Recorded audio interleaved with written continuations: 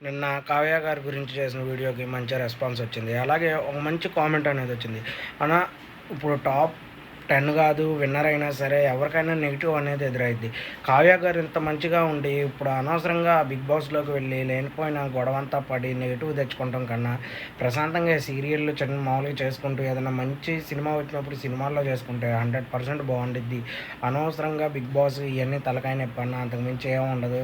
ఎవరో ఒకళ్ళిద్దరికి పాజిటివ్ అయిద్ది కానీ మిగతా అందరికీ నెగిటివ్ తప్పితే ఎవరు మెచ్చుకోరు. మనం ఎగ్జాంపుల్ ఇప్పుడు ఎంతమందిని చూస్తున్నాం విన్నర్‌ని కూడా నెగిటివ్‌గానే మాట్లాడుతున్నారు. ఎవరో ఇప్పుడు 'శివాజీ' ఇలా కొంతమంది ఉన్నారు. 'అభిజిత్' ఇలా కొంతమందికి పాజిటివ్ అయిద్ది కానీ మిగతా అందరికీ నెగిటివ్ తప్పితే ఏముండదు. తర్వాత అవకాశాలు కూడా చాలా తగ్గిపోతాయి. ఎందుకు ఇయన్నీ చక్కగా సీరియల్స్ చేసుకుంటే బావుండిద్దని కావ్య గారి ఫ్యాన్స్ అయితే కామెంట్ అయితే పెట్టడం జరిగింది. అయితే మీ ఒపీనియన్ ఏంటి? మీరేమనుకుంటున్నారో కూడా కామెంట్‌లో అయితే మెసేజ్ చేయండి. నేనైతే కావ్య గారు తనిష్టం వెళ్తారో లేదో మనకు తెలీదు కానీ వెళ్తే నిజంగానే నెగిటివ్ అనేది కొంచెం అయినా వచ్చిద్ది. వెళ్ళకుండా ఉంటే మాత్రం ఇలాగే నార్మల్‌గా పాజిటివ్‌గా అంతా ఉండిద్ది.